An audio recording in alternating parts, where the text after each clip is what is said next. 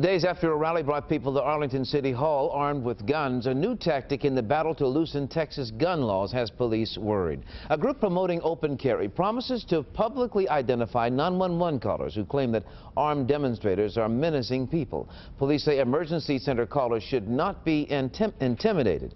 Channel 8's Jim Douglas heard from both sides today. What should you do if you see people carrying guns in public places? And there's like a bunch of people out there on the sidewalks with guns. When a Plano woman called 911, open carry supporters posted her name and number. That number is now disconnected.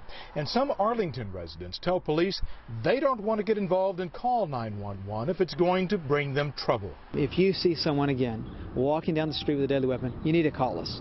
Let us figure out whether that's lawful or unlawful. But Lieutenant Chris Cook says police don't want to get caught up in political debate, but they have a greater concern. The worst case scenario here is for someone to see an individual or somebody walking around with a gun in public or a deadly weapon and fail to report that to us. A post by Open Carry Texas makes clear the group's intent to publish 911 callers' personal information. They claim many callers are members of the group Moms Demand Action for Gun Sense in America. And they have an entire strategy, which is anytime they see our group walking, they have told their members to call 911 on us and say that they saw us waving our guns violently or doing something intimidating. A spokeswoman for Moms Demand Action says the group does not use 911 to harass gun supporters.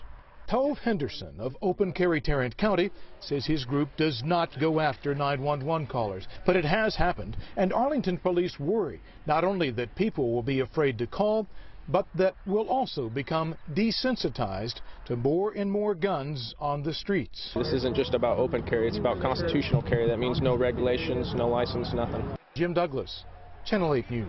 You know, one of the candidates for State Senate District 10 covering Tarrant County has a close eye on the open carry debate. Here's the problem, is when you make a space that says there's no guns allowed, that the people who are wanting to do harm know that. I support open carry, but I do think the cities should have some discretion in things like council meetings.